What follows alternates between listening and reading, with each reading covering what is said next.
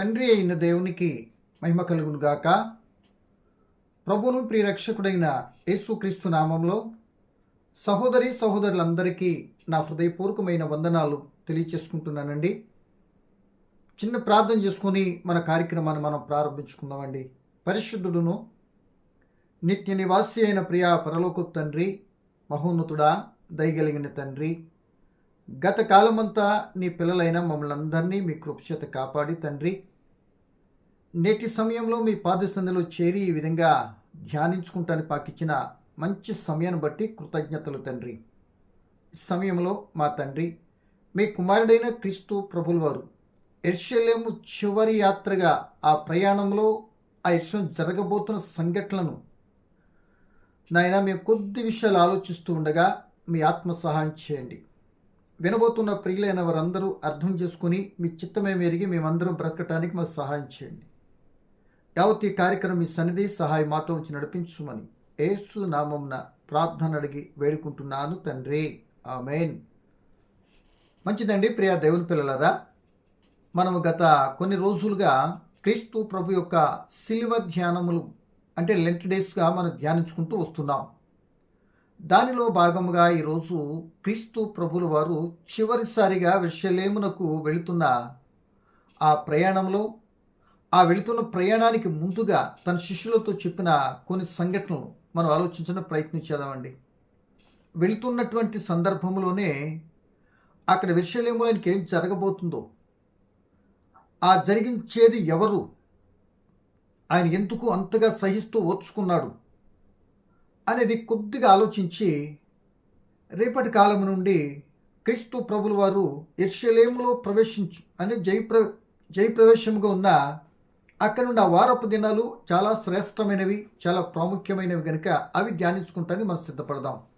ఈరోజు కొద్ది మాటలు ఆలోచించడానికి లేఖన భాగముగా లూకా రాసిన సువార్త 18వ అధ్యాయం 31వ వచనాన్ని నేను చదువుతున్నానండి. ఈ సమయంలో ఆయన తన 12 మంది శిష్యులను పిలిచి, ఇదిగో యెరూషలేమునకు వెళ్ళుచున్నాము, మనుష్య కుమారుని గూర్చి ప్రవక్తల చేత వ్రాయబడిన మాటలన్నీ నెరవేర్చబడును. ఆయన అన్యులకు అప్పగింపబడును. వారైన అపహసించి అవమానపరిచి ఆయన మీద ఉమ్ము వేసి ఆయన కొరడాలతో కొట్టించి చంపుదురు. 3వ దినమున ఆయన మరలా లేచునని చెప్పింది. వారి మాటల్లో ఒక్కటైనా గ్రహింపలేదు.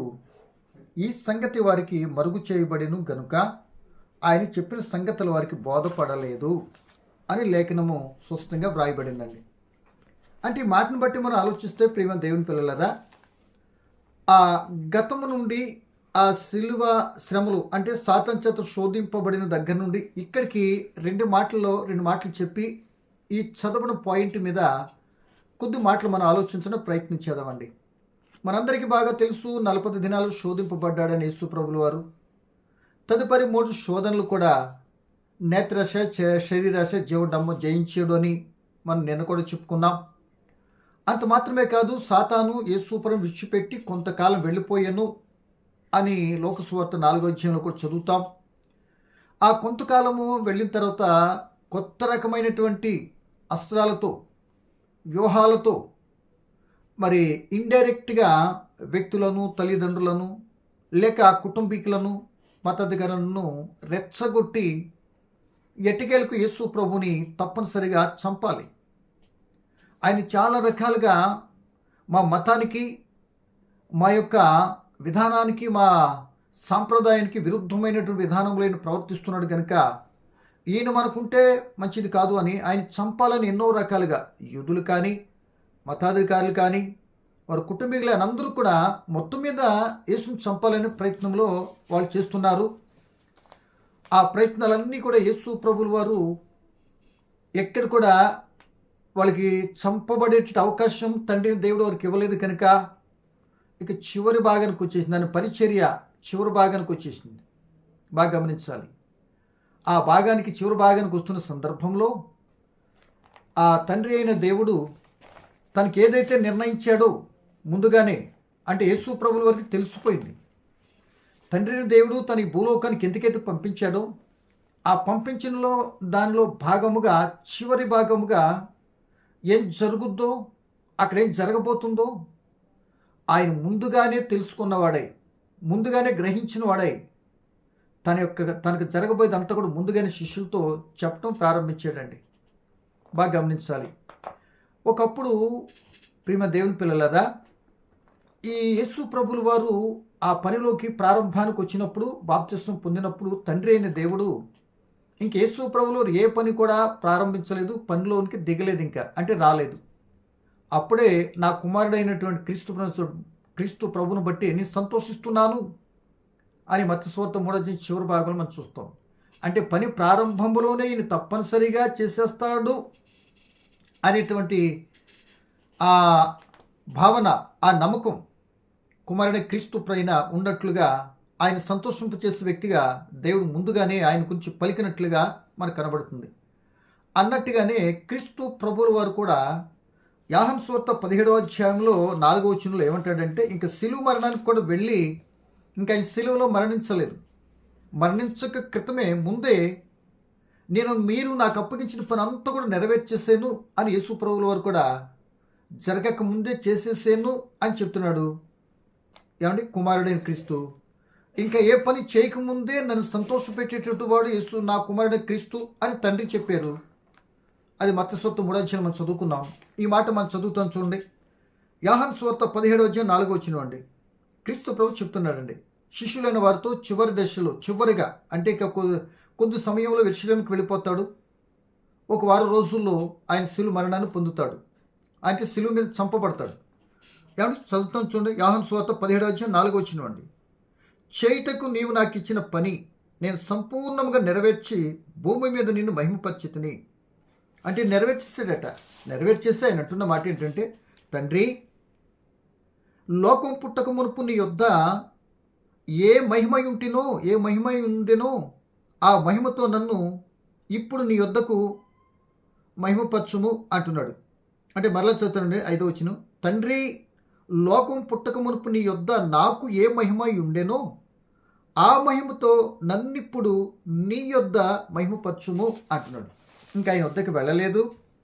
శిలువ మరణము ఆ కార్యక్రమం ఇంకా జరగలేదు.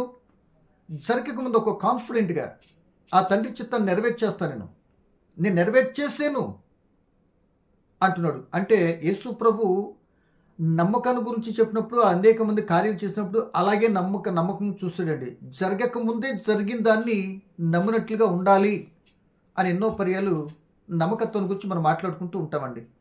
సో యేసు ఇంకా జరిగించక ముందే నేను జరిగించేసాను తండ్రి అంటున్నాడు. అంటే నేను చేసేస్తా, తప్పనిసరిగా ఎంతైనా ఓర్చుకుంటా, ఎంతైనా సహిస్తా అని ఈ మాట తెలిసిన తర్వాత తెలుసులో మనం చదువుకున్నదే విషయంలో చెప్తే అంటున్న మాట ఏంటంటే, ఇక ఆయన అంటున్నాడు, మనం ఇప్పుడు ఎక్కడికి వెళ్తాం? శిష్యులతో చెప్తున్నాడు. ఏమని మన విశ్రాంతికి వెళ్తున్నాం శిష్యులారా, అక్కడ జరిగేది ఏంటో తెలుసా అని అంటున్నాడు. ఏమంటున్నాడు? నిన్న కూడా కొన్ని మాటలు చెప్పానండి.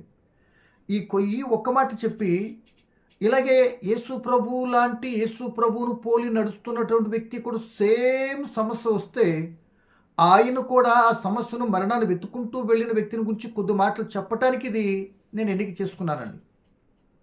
అంటే ఆయన పోలి నడుస్తున్న వ్యక్తికి అలాగే ఉంటుంది. ఒకళ్ళు రేపొద్దున మన జీవితంలో కూడా యేసు ప్రభువును పోలి నడవాలి కనుక, ఆ తండ్రి చిత్తాన్ని క్రీస్తు ప్రభు ద్వారా మనకు అప్పగించిన పని నెరవేర్చుకోవాలి కనుక, ఆ పరలోకం చేరాలి అంటే నీకు నాకు కూడా కలిగేది ఇలాగే ఉంటాయండి అని మనం కొద్దిగా అవగాహన కలిగి భక్తిని చేయటం ఎంతైనా మన జీవితానికి మంచిదండి. ఇక్కడ చెప్తున్న యేసు ప్రభు చెప్తున్న మాట ఏంటంటే, ప్రియ దేవుని పిల్లలారా, ఏమంటున్నాడంటే, మనం అక్కడ యెరూషలేము వెళ్తాం అన్ని జనులకు అప్పగించబడతారట. ఆ అన్ని జనులు చేసేటటువంటి పనిని అక్కడ రేపు వారం రోజులకు తర్వాత జరగబోయే పని ఇప్పుడు డైరెక్ట్గా చెప్పేస్తున్నాడు. స్క్రీన్ మీద చూస్తున్నట్లుగా జరగబోదే యాజ్ ఇట్ ఈజ్గా చెప్తున్నాడు యేసు ప్రభువుల వారు. ఆయనకెలా తెలుసు అంటే, ఆల్రెడీ తండ్రి ఆయనకి నిర్ణయించిన పని ఇది కనుక ఆయన చెప్పేస్తున్నాడు. అంటే ఈ విధంగా యెరూషలేముకి వెళ్ళి చనిపోవాలని నిర్ణయించింది ఎవరు అక్కడ? తండ్రి. ఒకటి, ముందు ఆ బాప్తిస్మం పొందిన తర్వాత ఆ శ్రమను పొందాలి అని అరణ్యంలో పరీక్షకి నిలబెట్టింది ఎవరు? తండ్రి. అంటే యేసు ప్రభువుల వారి యొక్క జీవితంలో మీరు గమనించినట్లయితే ఆయన ఆ జీవిత యాత్ర అంతా కూడా ఇలా మాట్లాడుతూ ఉండేవాడు. నేను తండ్రి చిత్తాన్ని నెరవేర్చడానికి వచ్చాను, ఆ తండ్రి చెప్పినటువంటి పనిని నేను చేస్తున్నాను, ఆయన చెప్పమన్న బోధే నేను చెప్తూ ఉన్నాను, ఆయన ఇచ్చిన మాటలే మీకు బోధిస్తున్నాను. ఆయన చెప్పకుండా నేది కూడా చేయలేదు. అంటే మొత్తం ఆయన చిత్తానుసారంగానే ఆయన నడిపిస్తున్నాడు. చెప్పింది అన్నీ కూడా నేను ఆయన పనినే చేస్తున్నాను. ఆ పనిలో భాగంగా చేయాల్సిన పనులన్నీ చేసుకుంటూ వచ్చాను. ఇక విషయం వెళుతున్నాను. మిగిలిందల్లా ఏంటో తెలుసా? చివరి ఘట్టం. అది చాలా ప్రాముఖ్యమైనది. ఏ మనిషి జీవితంలో సరే ఎక్కువ శాతం అన్నీ బాగానే ఉంటాయి. ప్రారంభంలో బాగుంటుంది, మధ్యలో బాగుంటుంది, చివరిలోనే ఫెయిల్ అయిపోయి అనేక మంది క్రైస్తవ జీవితాలు నరకానికి పోయేటటువంటి విధానంలో ఎంతోమందిని మనం చూస్తున్నాం. అది బైబిల్లో కూడా కొన్ని సాక్ష్యాలు మనకు కనబడతాయి. అదే ఉదాహరణ 10 మంది కన్యకలు చూస్తే అర్థమవుతుంది కదండి. అలా ఉంటాయని యేసు ప్రభువు చెప్పినటువంటి సందర్భాలు కూడా మనకు ఉన్నాయి. కనుక చాలా ప్రాముఖ్యమైన విషయం కనుక వెళ్ళిపోదు. ఆ విషయం వెళుతున్నాడు, అది తండ్రి నిర్ణయించాడని. అక్కడికి వెళ్ళిన తర్వాత ఏం జరుగుద్దని ముందు చెప్పాడు అంటే యెషయా గ్రంథంలో మనం చూసినట్లయితే ప్రియమైన వాళ్ళారా, ఆయనకి జరగబోయేది అలా జరుగుతున్న పరిస్థితి అంతా కూడా ఎవరు నిర్ణయించారు? అటు అవమానపరచబడటం కానీ, లేకపోతే ఆ సిలువలో నలగొట్టడం కానీ, ఆ సిలువ వేయటం కానీ. అంటే యేసు ప్రభుని గురించి ప్రవచన రూపంలో యెషయా ఏమన్నారో 2 మాటలు చూడండి. ఈ అధ్యాయం అంతా మీరు చదువుకుంటే మీకు అర్థమైపోద్ది. అవన్నీ జరగటానికి ముందుగానే ఆయనకి నిర్ణయించిన స్క్రిప్ట్లో, ఆయన నిర్ణయించినటువంటి విధానంలో ఆయనకి తెలుసు కనుక అలా నెరవేర్చడానికి వచ్చాడు కనుక తప్పిపోకుండా. అంటే సాతాను చేత అనేక రకాల శోధింపడి ఇన్ని శోధనలు, ఆటంకాలు, ఎన్నో ఇబ్బందులు కలిగినా వాటిని అన్నిటిని తాళుకొని, ఓర్చుకొని, సహించి దేవుని చిత్తానుసారంగా నెరవేర్చడం చివరి ఘట్టానికి వస్తున్నాడు యేసుప్రభుల వారు. అంటే దాని అర్థము ఆయన చిత్తంలో ఆయన మరణించాలి కనుక ఆ మరణించడానికి వెళుతున్నాడు. ఆ మరణించాలనేటువంటి వెళ్తున్నాడు అని యేసుకు తెలుసుండి శిష్యులతో చెప్తున్నాడు. మనం వెళ్ళేది అంతకే అని చెప్తే ఈ మాట చెప్పినప్పుడు శిష్యులకి ఏం అర్థం కాలే. అదేం బోధపడలే. నేను చెప్పాను. ఆయనకి వాళ్ళకి బోధపడలేదు కనుక వాళ్ళు ఏం చేశారు? మరి భూలోక రాజ్యానికి రాజుగా వెళ్తున్నాడేమో, మనకేదో మంత్రి పదవులు ఇస్తారనుకొని ఆ జబదయి తల్లి అడిగిన సందర్భంలో ఏం చెప్పిందో నిన్నటి కాల సమయంలో మీకు జ్ఞాపకం చేశానండి. ప్రస్తుతం ఇప్పుడు ఇక్కడ మనం చదువుకున్నది ఏంటంటే, ఆయన వెళ్ళి అక్కడ ఏం జరగబోతుందో అని అన్ని చెప్పేస్తున్నట్టు యేసు ప్రభు ముందుగానే తండ్రి ఈ విధంగా ప్రవక్తల ద్వారా నిర్ణయించాడు. యెషయా గ్రంథం 53లో 4వ వచనం చదువుతున్నానండి, లేకపోతే 3వ వచనం కూడా చదువుతుందండి. ఆయన తృణీకరింపబడిన వాడాయను, మనుషుల వలన విసర్జింపబడిన వాడును, వ్యసనక్రాంతుడను, వ్యాధిని అనుభవించేవాడుగాను, మనుషులు చూడనల్లని వాడుగాను ఉండెను. అతడు తృణీకరింపబడిన వాడు కనుక మనం అతన్ని ఎన్నిక చేయకపోతుమి. నిశ్చయముగా ఆయన మన రోగములను భరించెను, మన వ్యసనములను వహించెను. అయినను మొత్తబడిన వానిగాను, దేవుని బాధింపబడిన వానిగాను, శ్రమ నొందిన వానిగాను మనం అతను ఎంచితిమి. మన అతిక్రమ క్రియలను బట్టి ఆయన గాయపరచబడిను, మన దోషములను బట్టి నలగగొట్టబడిను. మన సమాధానార్థమైన శిక్ష అతని మీద పడిను, ఆయన పొందిన దెబ్బల చేత మన స్వస్థత కలుగుచున్నది. 10వ వచనం, అతని నలగగొట్టుటకు యెహోవాకి ఇష్టమాయెను, ఆయన అతనికి వ్యాధి కలుగ చేసెను. అతడు తాను అపరాధ పరిహారార్థ బలిగా అతనిని సంతానం చూతును. అతడు దీర్ఘాయుష్మంతుడగును, యెహోవా ఉద్దేశము అతని వలన సఫలమగును. అంటే తండ్రిని దేవుడు అనుకున్నటువంటి ఉద్దేశం సఫలపరచడానికి ఈ విధంగా నలగొట్టాలి, తృణీకరించబడాలి, ఆయన అవమానపరచబడాలి, ఆయనకు పొందిన దెబ్బల చేత మన స్వస్థత రావాలి. అది ఆ విధంగా నలగొట్టడానికి యెహోవాకి ఇష్టమైనది కనుక ఈ విషయం మరి క్రీస్తు ప్రభుకి తెలుసు కనుక వెళ్ళేది. అందుకే నేను నలగొట్టబడి అవమానపరచబడి ఆ సిలువలో మరి అందరి పాపములన్నీ కూడా తండ్రి దేవుడు ఆయన మోపేడు కనుక ఆ వాటి కొరకు నేనేం చేస్తున్నాను, ఇప్పుడు సిలువ మరణానికి వెళుతున్నాను అని చెప్తున్నాను. అంటే ఇదంతా కూడా తండ్రి దేవుడు ఆ నిర్ణయించినటువంటి ఆ విధానంలోనే క్రీస్తు ప్రభుల వారు వెళుతూ ఉన్నారు. చివరిగా యెరూషలేముకి వెళుతుండే, ఇంకా తిరిగి రారు ఆయన. ఇది చివరి మరి యాత్ర అయింది అనే సంగతి లేఖనాలను బట్టి మనం గమనిస్తున్నాం. అంటే ఏమంటున్నాడంటే అతని ద్వారా దేవుని యొక్క ఆలోచన, ఉద్దేశాలు సఫలపరచబడుతున్నాయి. అందుకే ప్రియ దేవుని పిల్లలారా, ఇక ఇంకో మాట చూస్తే అక్కడ కూడా ఏమంటాడంటే కీర్తన గ్రంథం 22వ అధ్యాయంలో 22వ కీర్తనలో అతను చెవిడ్చి పెడతాడని, అతని పాదములు పొడవబడతాయని ఇంకా మనం రేపు చెప్పుకుంటాంలేండి కొన్ని విషయాలు. కనుక ఇలా ముందుగా చెప్పబడినటువంటి అన్ని సంఘటనలన్నిటిలో కూడా ఆయన ఫుల్ ప్లెడ్జ్గా ప్రిపేర్ అయ్యి ఆయన ముందుగానే వెళ్తున్నాడు.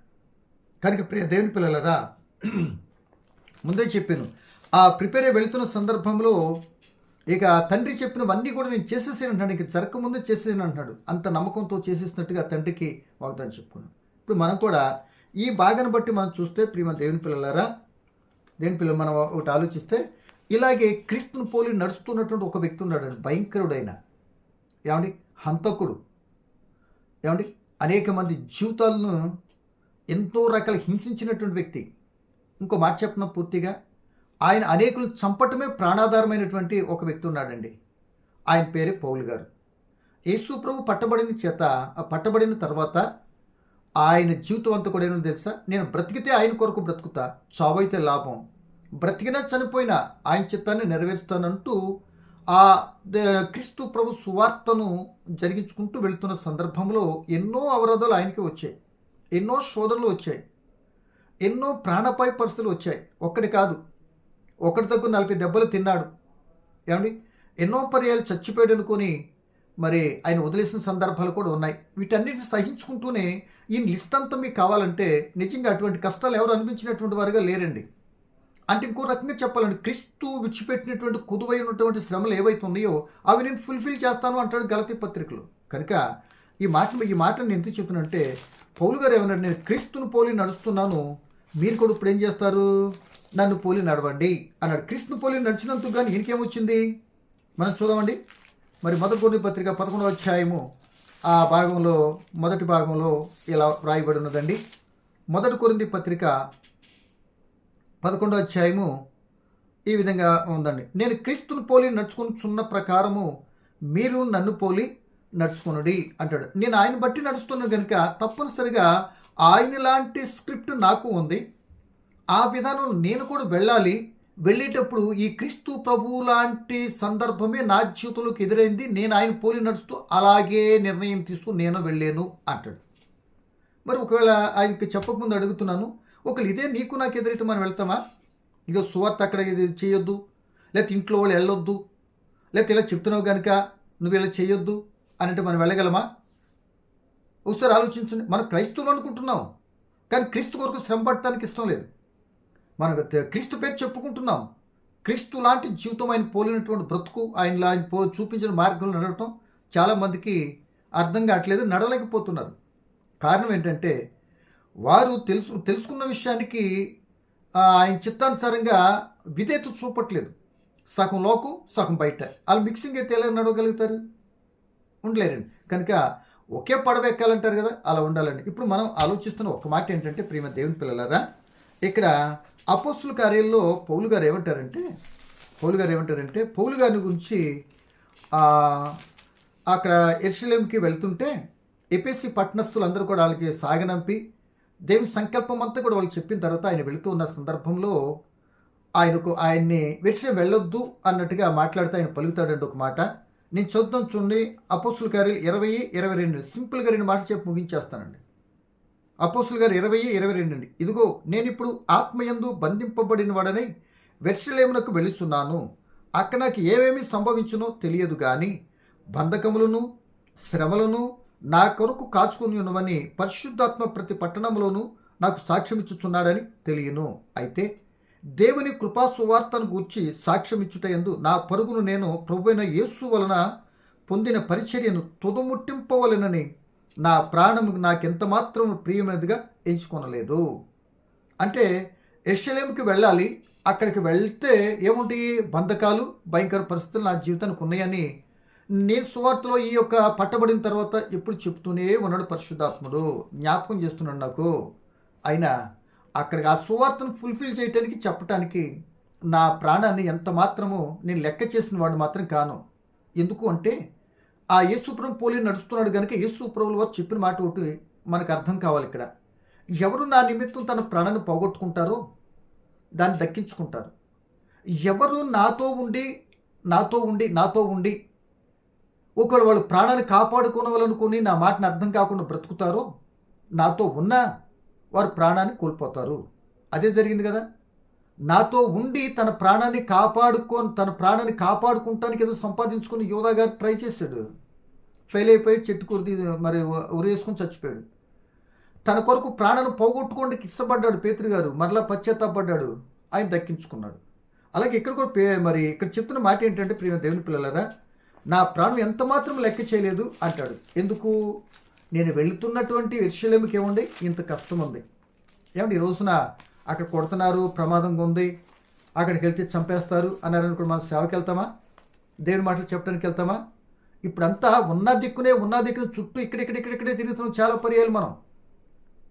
లేదు అంటే ఒకరి మీద ఒకరు రాళ్ళు వేసుకొని చస్తున్నాం టీవీలో. నీ తప్పు యేసుదేవుడా కాదా ఇలా అలా అనుకుని ఉన్న విశ్వాసుల యొక్క విశ్వాసాన్ని భ్రష్టత్వం పట్టించేట విధానంలో వెళ్ళిపోయి ఏం చేయాలో అర్థం కాని పరిస్థితుల్లోకి ఈడ్ చేస్తున్నారు కొందరు.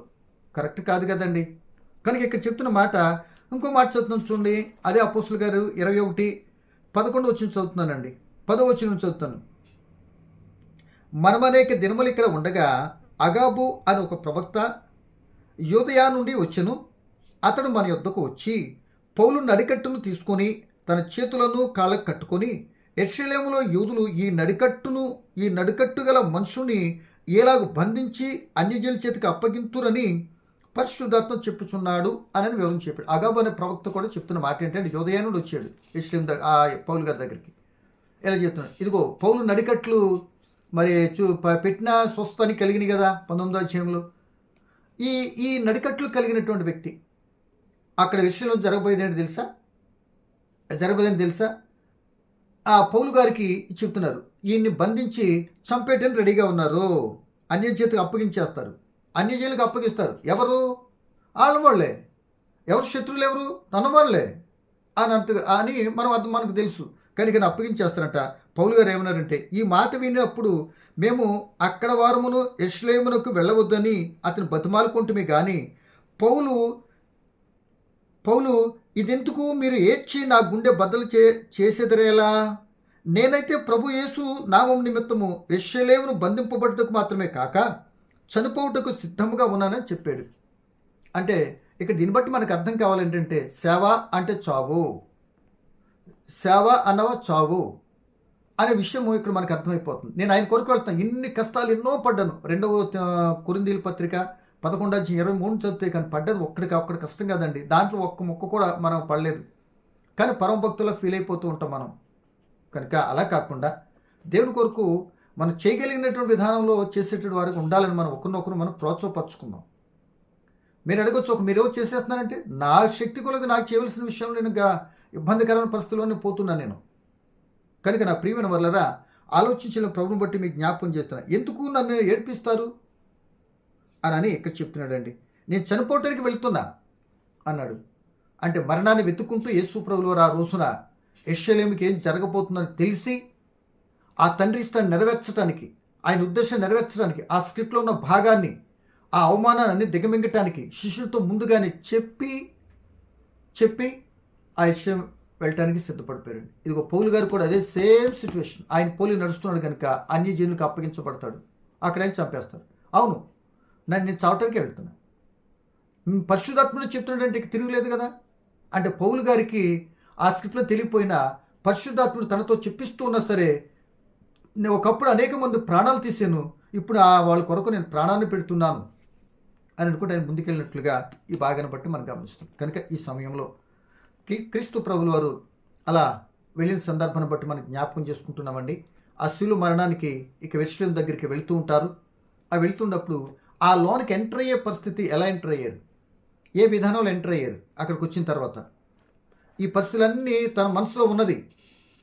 ఇదంతా కూడా దేవుని చిత్తంలో ఉన్నది కనుక అక్కడ జరిగే సంఘటనలు అన్నీ కూడా ఎలా ఎంత ఒక్కోటి ఎలా జరిగింది, ఎలా పట్టబడ్డాడు, ఎలా తీర్పు తీర్చారు, ఎలా సిలువేశారు, ఆ విధంగా 3వ దినం ఎలా తిరిగి లేచాడు, తిరిగి లేచిన వల్ల మనకి ఏం వచ్చింది, ఆయన తిరిగి లేచిన తర్వాత ఏం చెప్పాడు, ఇట్లాంటివన్నీ కూడా ఒక్కటొక్కటిగా మనం ఈ వారం రోజులు చాలా శ్రేష్టమైన విషయాలు మనం మాట్లాడుకుంటూ ప్రయత్నించేద్దాం. దానిలో భాగంగా రేపటి కాల సమయంలో యెరూషలేములో రాజుగా జయప్రవేశం అంటారు, అక్కడికి ఎంటర్ అవటానికి మరి యేసుప్రభువులు సిద్ధపడ్డాడు కనుక ఆ సిద్ధపడి యెరూషలేముకి వెళ్ళిన తర్వాత ఆయన స్పందన ఎలా ఉంది, అధికారుల స్పందన ఎలా ఉంది, ఆయనకి ఎదురైనటువంటి పరిస్థితుల్లో ఎలాగ శిలువ మరణానికి వెళ్ళాడు, అన్నీ ఒకటొకటి కొద్ది విషయాలు నాకు తెలిసినంత జ్ఞాపకం చేస్తాను. దేవుడు ఇచ్చిన మాటలు దీవించును గాక.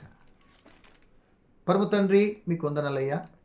పలకబడి మాటలో పరమార్థం ఏంటో గమనించుకొని మా జీవితంలో కూడా మా తండ్రి మీ నామాన్ని బట్టి వెళుతున్నప్పుడు, జరిగించుకున్నప్పుడు, ఇట్లాంటి పరిస్థితులు ఎదురైనప్పుడు మీ చిత్తానుసారంగా మా తండ్రి వాటిని జయించేటటువంటి కృప, మా నాయన భక్తులైనటువంటి మా ఆదర్శవంతం తీసుకొని మీ కుమారుడు క్రీస్తుని జయిస్తూ మీకు ఇష్టకరమైన జీవితం జీవిస్తూ అవసరమైతే నాయన మా జీవితంలో మరి మీ కొరకైన ప్రాణాన్ని పెట్టేటటువంటి ఉండే కృప మాకును అటువంటి త్యాగంగా భక్తిని అటు నీతి నిజాయితీ చేసుకునే కృపను అనుగ్రహించమని ఈ మాటల ద్వారా మమ్మల్ని బలపరచమని యేసు నామమున అడుగుచున్నాను తండ్రి.